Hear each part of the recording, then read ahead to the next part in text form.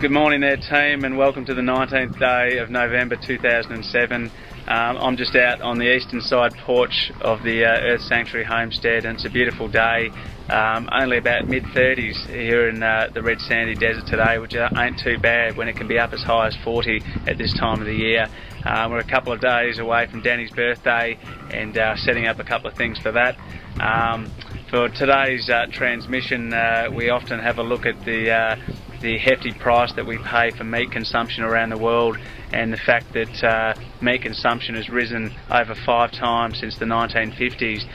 The meat industry is a triple-edged sword in terms of the environmental impact, and in fact reducing your meat consumption is one of the most assured ways that you can reduce your environmental impact on the subsequent effect of CO2 emissions on the planet.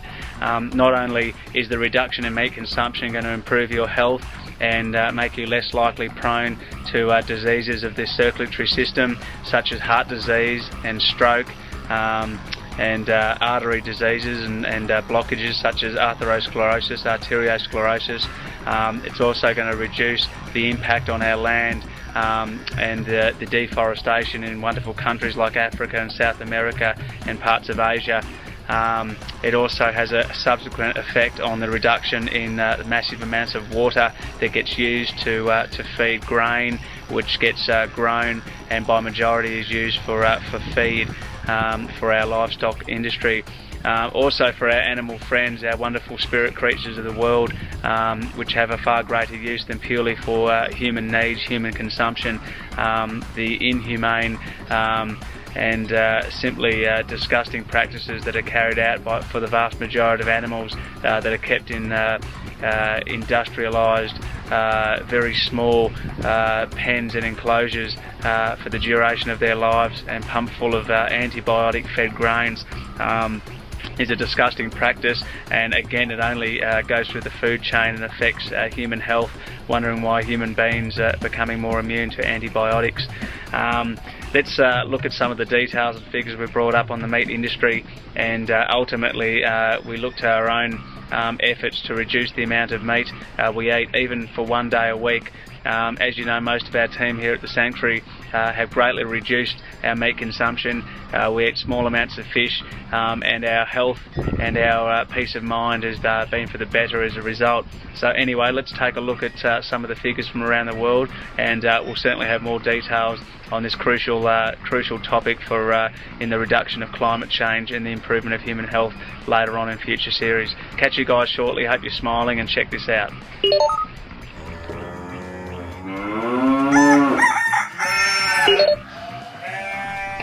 Most recently, a study by the National Institute of Livestock and Grassland Science in Japan found that a kilogram of beef is responsible for more greenhouse gas emissions and other pollution than driving for 3 hours whilst leaving the lights on back home.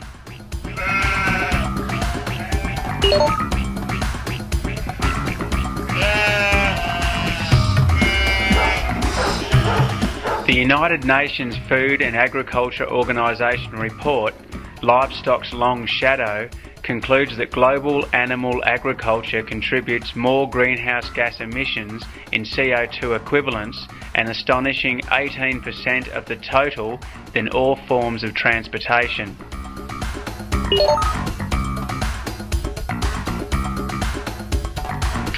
In fact, reducing your meat intake ranks as one of the most effective personal strategies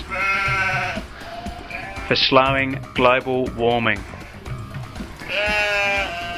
A World Cancer Research Fund study involving 7,000 further studies concludes we should drastically reduce eating meat and instead eat a plant-based diet full of vegetables and fruit. Researchers at the University of Chicago compared the global warming impact of meat eaters with that of vegetarians and found that the average American diet, including all food processing steps, results in the annual production of an extra 1.5 tonnes of CO2 equivalent in the form of all greenhouse gases.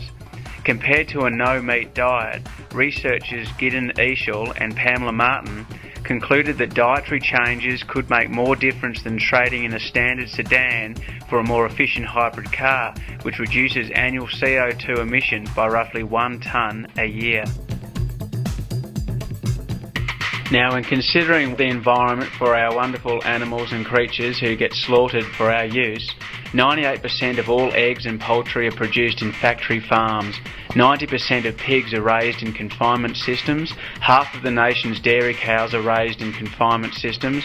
Virtually all veal calves are crate raised, and 71% of beef cattle are confined in factory farm feedlots. To see just how many animals suffer the institutionalised cruelties of factory farming, consider the number slaughtered in the United States each day. According to the New York Times, 130,000 cattle, 7,000 calves, 360,000 pigs and 24 million chickens are slaughtered every day. Extrapolation reveals that 8.94 billion animals are raised and slaughtered annually, not counting turkeys, ducks, sheep, emu or fish. Consequently, over 17,000 animals are slaughtered per minute.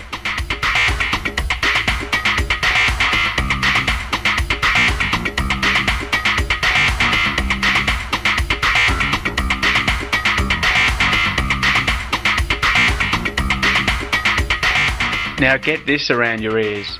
Each kilo of meat represents several kilos of grain, either corn or wheat, that could be consumed directly by humans.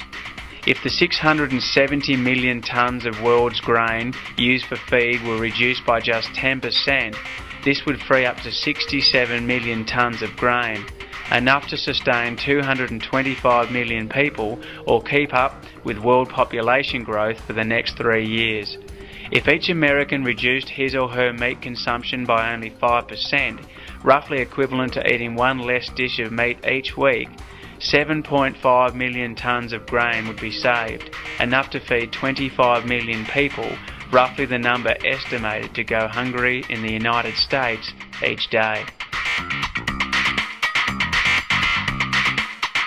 By reducing the global meat consumption even slightly amongst the more wealthy and affluent countries offers a win-win solution to a range of pressing global problems.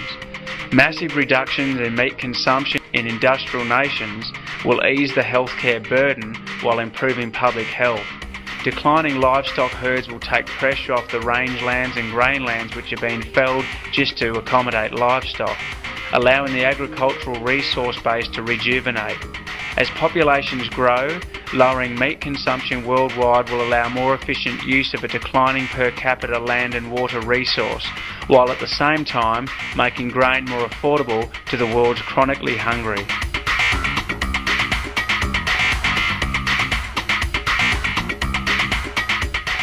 Of the world's 10 most populous nations, being China, India, the United States, Indonesia, Brazil, Russia, Pakistan, Japan, Bangladesh and Nigeria, only 5, be it China, the United States, Brazil, Russia and Japan, consume large amounts of meat, ranging from 40 kilos per capita in Japan to 123 kilograms per capita in the United States.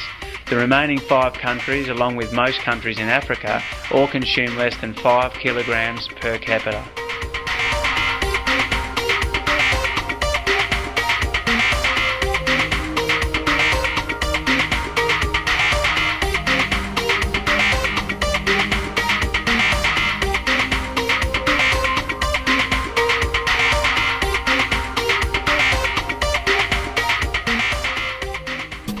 So what's the best thing you can do to avert the effects of climate change and help bring balance to this beautiful planet Earth?